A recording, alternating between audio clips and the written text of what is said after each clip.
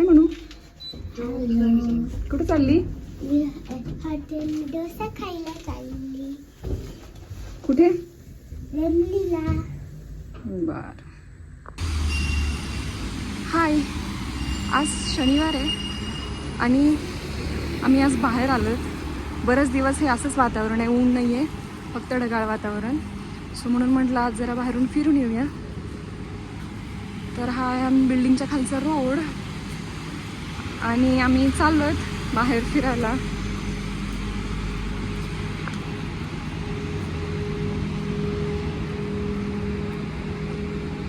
हाय,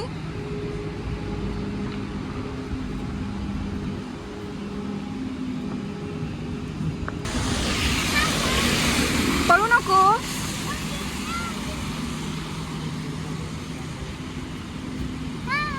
हाय,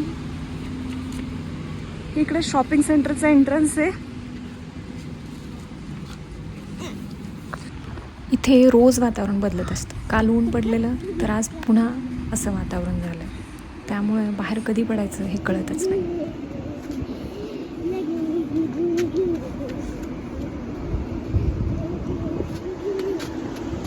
हे आहे आमच्या जवळचं स्टेशन आणि आम्ही इथून बस पकडणार आहोत.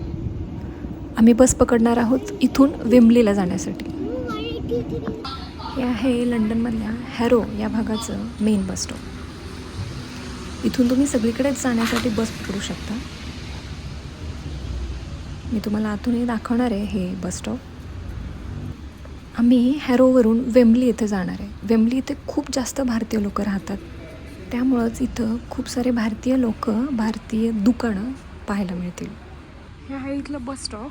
मी तुम्हाला आतून दाखवते. इथे आत प्रवाशांसाठी खूप मोठा प्रशस्त वेटिंग एरिया आहे, जिथे तुम्ही बसू शकता तुमची बस येईपर्यंत. हे आहे या बस स्टॉपचं कॅन्टीन. इथं ऑफिसला जाता जाता लोक त्यांना खायला प्यायला घेऊ शकतात. इथे प्रत्येक स्टेशनवर असा मॅप लावलेला असतो, जिथून तुम्ही ठरवू शकता की तुम्हाला कुठली बस घ्यायची आणि कुठे जायचं. असे खूप सारे एंट्रन्स इथे आहेत. इथे वरती बसचे नंबर्स लिहिलेले आहेत, कुठली बस कुठे लागेल, जसं आपल्या भारतातल्या बस स्टॉपवर लिहिलेलं असतं तसंच. चला तर मग आता बघूया आपली बस कधी येते. हीच तर या लंडन शहराची खासियत आहे. अशा प्रकारच्या लाल रंगाच्या डबल डेकर बसेस फक्त इथेच बघायला मिळतात. Iconic London.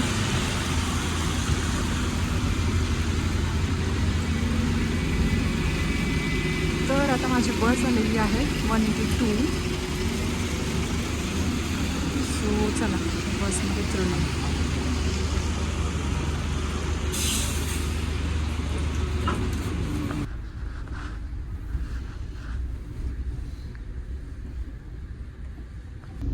या बसेसच्या असं बाल्कनीमध्ये बसून बाहेर बघण्याचा आनंद काही वेगळाच आहे.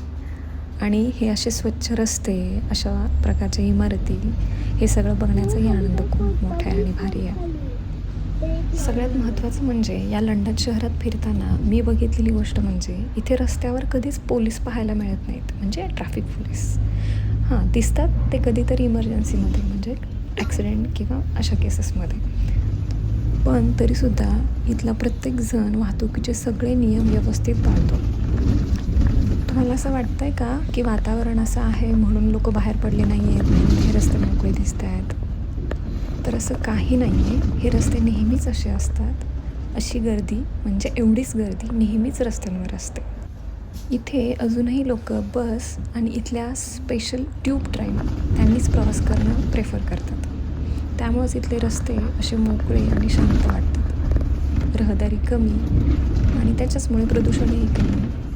म्हणूनच इथे राहण्यासाठी ताजी आणि छान मोकळी हवा मिळते. स्प्रिंग म्हणजे आपला वसंत ऋतू आता चालू झाला आहे खरं तर, पण तरीसुद्धा ऊन म्हणावं तसं पडत नाही आहे. थंडी संपून उन्हाळा अजून चालू झालेला नाही आहे.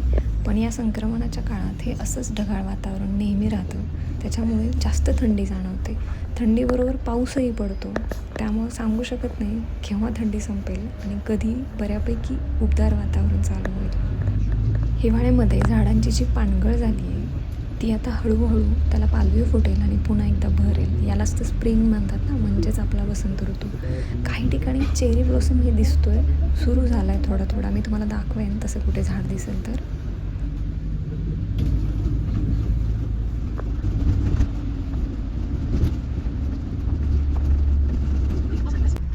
Hi guys, I am Melissa. I'm going to Itosa.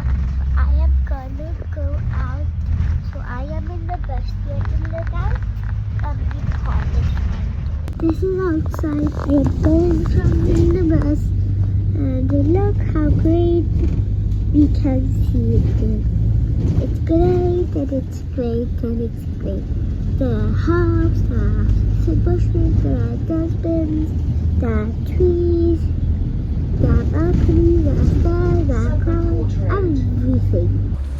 चला, आपलं बस स्टॉप आलं आहे, आता उतरूया. चला.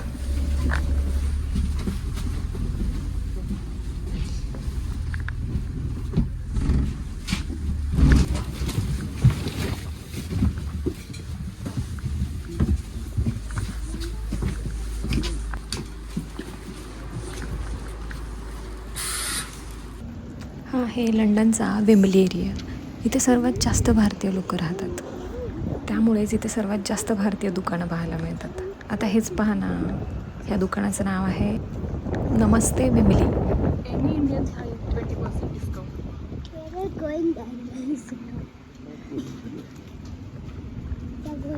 हे बघा, हा अजून एक बोर्ड, इडली डोशाचं रेस्टॉरंट. तर हा इकडे दुसरा बोर्ड, इथे पाणीपुरी, भेळ असं काही काय मिळतं.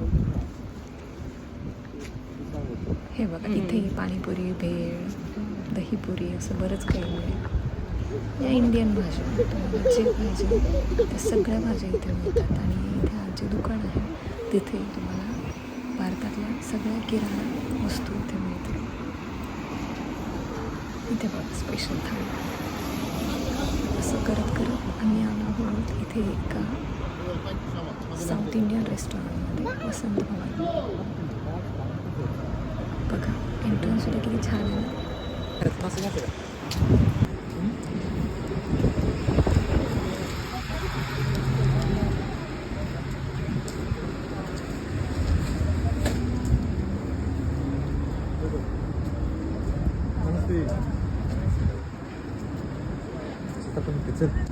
हे आहे इथलं माशांचं दुकान.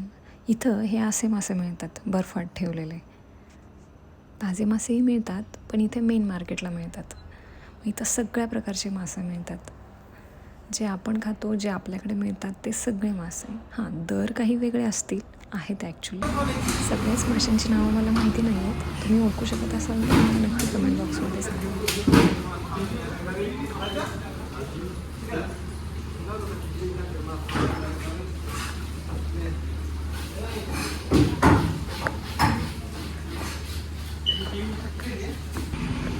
तर आता आम्ही मासे घेतलेले आहेत आणि आता आम्ही चाललो आहे पुन्हा घराकडे. तर आपण होतो वेम्बली इथल्या मेन मार्केटला. याला वेम्बली सेंट्रल असंही म्हणतात. इथे वेम्बलीचं मेन बस स्टेशन आणि ट्रेन स्टेशन आहे, जिथून तुम्ही कुठेही जायला ट्रेन किंवा बस पकडू शकता. आणि खूप सारी दुकाने इथं आहेत, खाण्याची, औषधांची, घरातल्या किराणा सामानाची, कपड्यांची, अशी भरपूर सारी. आणि सगळ्यात महत्त्वाचं म्हणजे इथे जवळपास खूप जास्त मराठी आणि भारतीय लोक राहतात. त्याच्यामुळे खूप जास्त भारतीय दुकानं आणि भारतीय लोक इथे पाहायला मिळतात. लंडनमध्ये मी एक खात्रीपूर्वक सांगू शकते की इथे साडी नेसणाऱ्या बायकासुद्धा तुम्हाला पाहायला मिळतील. हा आहे वेम्बली सेंट्रलचा एरिया. इथे तुम्ही निवांत या बेंचवर बसूही शकता आणि छान सगळीकडे निरीक्षण करू शकता. हां, इथे मला एक काका दिसत आहेत जे एक वाद्य वाजवतात. तुम्ही मला याचं नाव सांगा. लंडनमध्ये असे भरपूर सारे लोक दिसतील जिथे असे रस्त्यांवर थांबून बसून ते असे वाद्य वाजवतात. हां, ते टाईमपास म्हणून नाही वाजवत, लोक त्यांना पैसे देतात आणि तेही याकडे एक उपजीविकेचं साधन म्हणून बघतात. हे बघा, या मार्केटमधून आपण चाललो आहे. खूप सारी भारतीय गोष्टींची दुकानं इथे दिसत आहेत. असं वाटतच नाही की लंडनच्या रस्त्यावरून आपण फिरतो. हे बघा, ज्योतिषीही आहेत इथे. मी जेव्हा पहिल्यांदा पाहिलं तेव्हा मी खूपच शॉक झाले की अरे काय हे, आपण भारताच्या रस्त्यावर फिरतोय की लंडनच्या. असं इथे बघा आयुर्वेदिक दुकान. तर सगळं भारतातल्या सगळ्या गोष्टी आल्यात आणि आहेत असं वाटतच नाही या रस्त्यांवरून फिरताना की आपण लंडनमध्ये आहोत. हे बघा चायवाला, ही खरं तर एक फ्रँचायझी चेन आहे, खूप सारी दुकानं यांची आहेत, पण चायवाला नावावरून कळतं आहे की याचा जो कोणी मालक असेल तो कदाचित भारतीयच असेल आणि भारतीय लोकांचा विचार करूनच त्यांनी हे दुकान चालू केलं आहे. आणि इथे हां पण चहाची किंमत विचारू नका. आपल्यासारखं 8 किंवा 10 रुपयाचा चहा इथे मिळत नाही. इथल्या चहाची किंमत लंडन म्हणजेच मुंबई टू लंडन प्रवासा इतकीच महागडी आहे. सो आता आम्ही चाललो आहेत पुन्हा घराकडे. इथे बघा रस्त्याचं काम चालू आहे आणि तिथे त्यांनी सिग्नल लावला आहे रेड आणि ग्रीन. आता ग्रीन झालं म्हणून आपण चाललो आहे, पण हे काम जिथे संपतं आहे त्याच्या दुसऱ्या बाजूला दुसऱ्याकडून जाणारी लेनच्या गाड्या थांबल्यात बघा, त्यांच्यासाठी रेड सिग्नल लागलं आहे. हे बघा, ह्याच्यामुळे कसलंच ट्रॅफिक जाम होत नाही. प्रत्येकजण थांबतो त्याचा नंबर येईपर्यंत. त्याचा नंबर आला की तो निघतो. किती छान आहे ना, प्रत्येकजण स्वतः सगळे रूल पाळतात. त्यामुळे ट्रॅफिकची, कोणाला फाईन लावण्याची आणि पोलिसांना उभं राहण्याची काही गरजच नाही. तर आता चाललो आहेत घराकडे. तुम्हाला इथे समोर अंडरग्राऊंड असा बोर्ड दिसतोय का, गोल लाल कलरच्या सर्कलमध्ये. तर हां तो बोर्ड आहे कारण त्या बोर्डच्या खालून अंडरग्राऊंड ट्यूब ट्रेनचा ट्रॅक जातो. लंडनमधले ट्रेन्स आहेत त्या बऱ्यापैकी अंडरग्राऊंड आहेत, म्हणजे अंडरग्राऊंडही आहेत, ओव्हरग्राऊंडही आहेत, पण काही ठिकाणी अंडरग्राऊंड आहे तिथे असं मार्क केलेलं असतं. हे बघा, ही अजून भारतीय खाण्याची दुकान. नावावरूनच कळतं की वेगवेगळे हॉटेल्स आहेत आणि ते सगळे भारतीय आहेत. भारतीय खाणं, भारतातली प्रत्येक खाण्याची गोष्ट इथे मिळते. तुम्ही खाऊ शकता, पण चव मात्र ती फक्त भारतात मिळते. तो फील, तो आनंद, ती मजा ते भारताशिवाय कुठेही मिळत नाही. हे मात्र मी खात्रीबरोबर सांगू शकतो. ती चव चाखण्यासाठी तुम्हाला भारतातच जावं लागेल.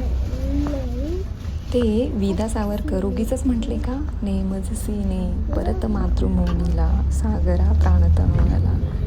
स्वतःचा गाव, स्वतःचा देश, स्वतःचं घर सोडून आल्यानंतर खरं तर कळतं की आपण काय सोडून आलो आहोत आणि त्या गोष्टींची किंमत तेव्हा जास्त प्रकर्षाने जाणवते. ज्या इंग्रजांनी भारतावर 150 वर्ष राज्य केलं त्याच इंग्रजांच्या UK लंडनमध्ये इतके भारतीय लोक पाहून खरंच मन भरून येतं. खरं तर इथं आल्यावर लक्षात आलं भारतातल्या बऱ्याच गोष्टींवर, म्हणजे स्थापत्यशास्त्र, राहणीमान, विचारशैली, अभ्यासक्रम अशा बऱ्याच गोष्टींवर इंग्रजांचा किंवा इकडच्या गोष्टींचा प्रभाव किंवा पगडा म्हणू शकतो आपण आहे आणि अजूनही आहे.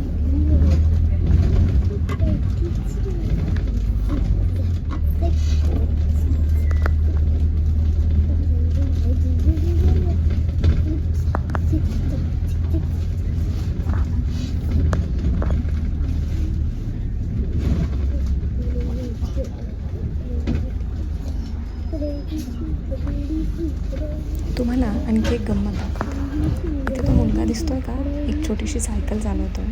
सायकल कशी आहे बघा, त्याला पॅडल नाही आहे. अशा प्रकारच्या सायकल मी इथे चालल्यावर पहिल्यांदा पाहिलं. मजा आहे ना.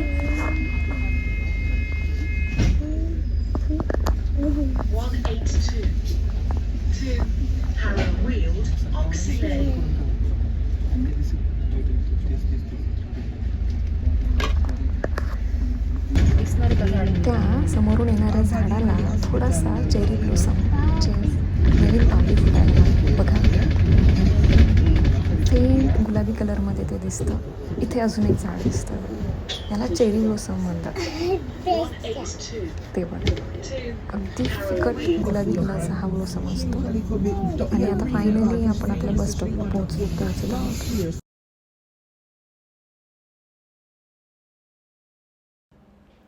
या आणि अशाच प्रकारच्या नवनवीन माहितीपूर्ण आणि ऐतिहासिक माहितीसाठी माझ्या चॅनलला लाईक, शेअर, सबस्क्राईब करायला विसरू नका. आणि आपण पुन्हा भेटू. धन्यवाद.